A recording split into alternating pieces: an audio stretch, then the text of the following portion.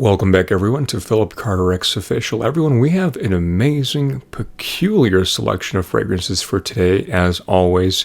If you enjoy my content, if you enjoy my work, my friend, all you have to do to support me is, of course, like this video and subscribe to this channel.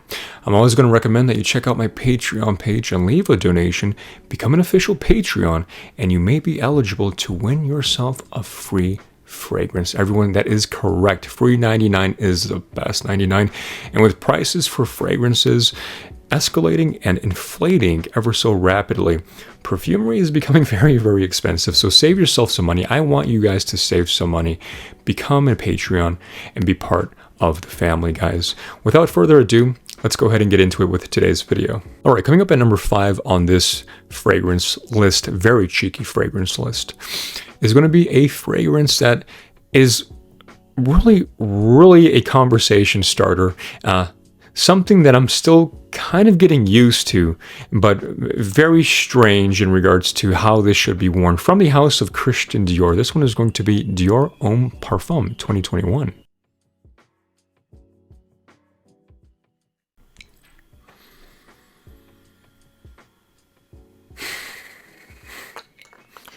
Okay. Feminine.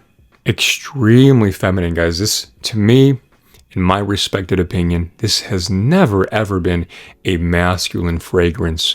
A straight male wanting to smell like the inside of a woman's handbag with mascara and lipstick and eyeliner, etc., it is very, very rare. There's always an exception to be made, of course, if you're passionate or interested in fragrances that smell like makeup, which is the 0.00001%. Sure, but that's not always the case. The main antagonist notes of this fragrance are going to be that of iris, leather, oud, ambrette, rose, cotton candy, and chocolate. Now, hold on a second. Chocolate and cotton candy are not official notes. They are not official notes from the official breakdown, of course, but that's what I get in the opening. A lot of like this spindled sugar effect going on, cotton candy on a stick thing going on, and then this chocolate tone, like this chocolate cake. So for me, guys, very, very gourmand, extremely gourmand. But you know, I wouldn't call this Dior Homme. If I had the choice to rename this thing, I would have said Dior Le Femme Parfum, because it is very feminine in its aura and its presence. But it's there. You know, if you didn't get into the era of Dior Homme Parfum, the whole collection, the whole series, you really didn't miss much. You really didn't miss much. I would say Dior Homme Intense is actually far more superior for a masculine fragrance from the Dior Homme line. But it's very, very, very, very challenging to wear, at least for my taste. So when I wear this fragrance in particular, usually I like to layer this with something a lot more animalic. At the time and recording of this video, I usually like to wear something like Francesca Bianchi's Byzantine Amber, which is really on the opposite side of the spectrum with this fragrance. So we have Byzantine Amber, really dominant in the animalic feature, that really leathery nuance to it, a little bit of sweetness, but not a lot. And then we have, of course, Dior Homme Parfum, which is going to be that femme, sweet, powdery, iris, cakey thing going on.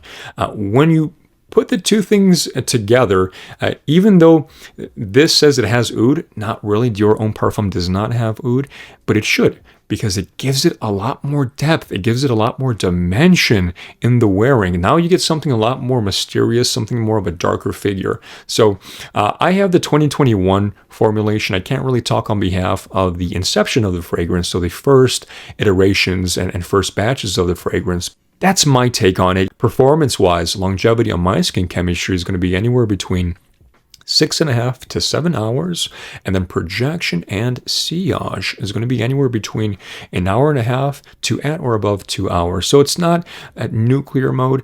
It could be beast mode. It could be beast mode, but usually it's a little bit more moderate pushing towards being a beast mode fragrance. But apart from that, guys, Dior Homme Parfum, still one of those fragrances that I really wouldn't hate anyone if they didn't like it, but I really wouldn't hate you if you loved it. Quite strange, guys. Apart from that, once again, this one is going to be from the house of Christian Dior, Dior Homme Parfum, the 2021 iteration. All right, coming up at number 4 on this list is going to be a more of a spring summer fragrance. And I've actually talked a little bit about this on my Instagram page as well. If you guys haven't checked me out on my Instagram, go ahead, check out my Instagram. Links are going to be in the description box below. I'm not really big into blue or fruity fragrances, but every now and then it's absolutely essential to have something in your rotation just to kind of break up things. I'm the guy who likes more ambery, resinous, leathery, oud, ambery type of fragrances. But again, nice to have a nice, really good, solid, freshy fragrance. I think that's absolutely crucial in any man's collection. From the house of Louis Vuitton, this one is going to be Afternoon Swim.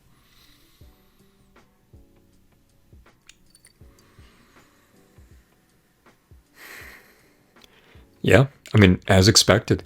Fresh fragrance, really bright, very alive. The main antagonist notes of this fragrance are going to be that of mandarin orange, Sicilian orange, ambergris, and ginger. Really likable, extremely wearable. Yeah, we get that blue feature to it. Maybe just a little bit marine as well because of that ambergris feature. But apart from that, guys, it really well done. Performance-wise, not going to be the best, but as this is more for spring and summer, I find it to be very fair in regards to performance. Longevity-wise, on my skin chemistry is going to be anywhere between 5.5 to 6 hours, and then projection and sillage anywhere between half an hour to at or above an hour and a half. And I'm very heavy on fragrances that are citrus forward or just blue in general, just because they really don't have that projection. But apart from that, guys, really solid choice. Once again, from the house of Louis Vuitton, this one is going to be Afternoon Swim. Okay, coming up at number 3 on this list, this is a fragrance that I have had my eyes on for such a long time. Finally pull the trigger on it, guys. Finally pull the trigger on it. I have the EDP concentration now and the Parfum concentration from the house of Rouge Dove. This one is going to be Apex Parfum.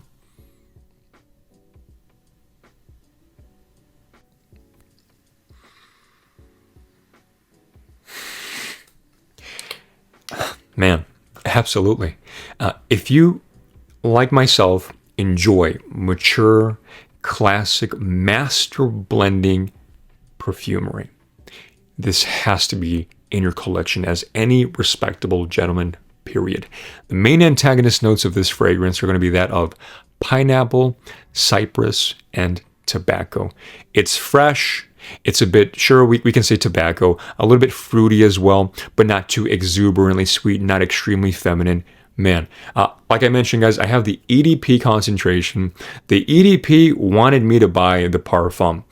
Performance-wise, it does perform a bit better than the EDP. And at the time of recording of this video, now we have the newest flanker, which is Apex Eau Intense, which I haven't had my hands on it yet, but eventually I will.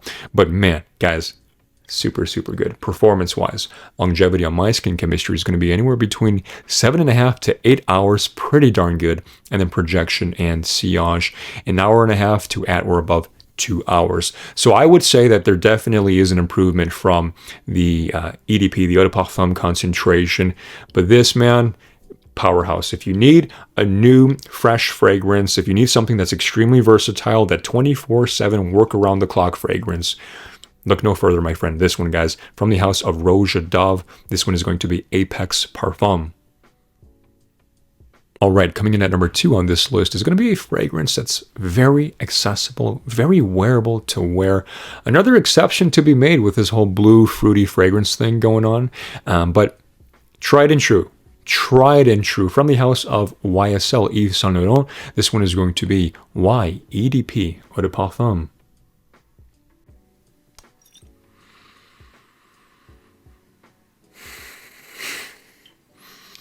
As expected, it smells fantastic. It smells absolutely wonderful. This fragrance in particular has like this spiky texture. Do let me know in the comment box below, guys, if you also agree. There's like this spiky texture that I get from this fragrance, which is strange, but somehow it works out. The main antagonist notes of this fragrance in particular are going to be that of ginger, green apple, juniper berries, and amber wood. So once again, it's just that fragrance that clicks with everyone for a reason.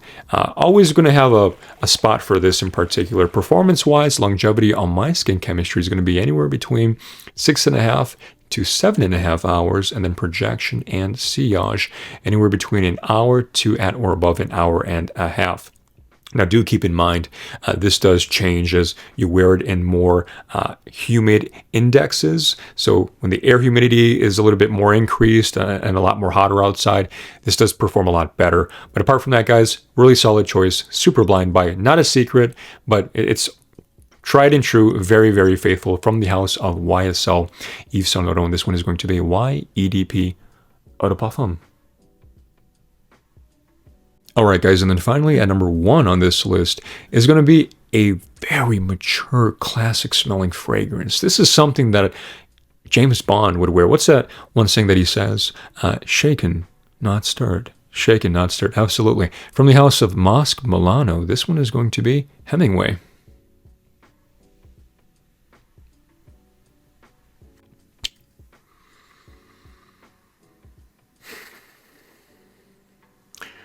Yeah. Wow. Let me start here. The main antagonist notes of this fragrance are going to be that of ginger oil, vetiver oil, and patchouli. And there's just a whole bunch of more vetiver, more ginger, and more patchouli. But wow. I mean, absolutely wow. The fact that they didn't market this as a boozy fragrance is absolutely mind-boggling, because this smells like a gin and tonic, like a dry martini with a little bit of like this earthy feature to this fragrance. Man, wow. To me, when I wear this, it makes me want to wear a suit. Seriously, it has that dry martini feel. Let's go ahead and spray some on camera just a bit here.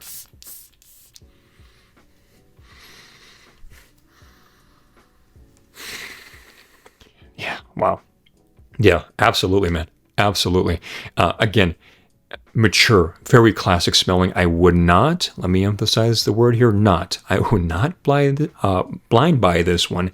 This is not going to be blind buying approved, because it's not going to be for everyone. If you don't like the idea of vetiver, ginger, and patchouli, this isn't going to be for you. I will say, though, the way the patchouli is done here, it doesn't smell like dirt. It really doesn't. If you don't like the idea of patchouli, or rather a softer patchouli, because this is a really well blended patchouli in the base, don't get this fragrance. If you like that idea, then go ahead and buy this fragrance. But wonderful James Bond type of stuff, guys. Performance wise, longevity on my skin chemistry is going to be anywhere between 8 to 9 hours. Really, really good. And then projection and sillage is going to be anywhere between an hour and a half to at or above 2 hours. Not nuclear mode performing, nor is it, well, we can say beast mode performing. I'd say moderate, pushing towards beast mode performing. So it's pretty darn good. Mosque Milano as a brand itself sometimes has better presentation than the actual scent profile itself. But Hemingway for sure is one of those fragrances that has a solid foundation in the brand itself, guys. From the house of Mosque Milano, once again, this one is going to be Hemingway. All right, everyone, and that is the video for today. I do hope you enjoyed today's content. Of course, guys, like this video, subscribe to this channel, and phillipcarterxoffIcial is going to be all of my tags on my social media platforms, TikTok, Instagram, and of course, yes, even YouTube. Go ahead and check out some of my older videos, and of course, everyone, as always, phillipcarterxoffIcial out. Bye-bye for now.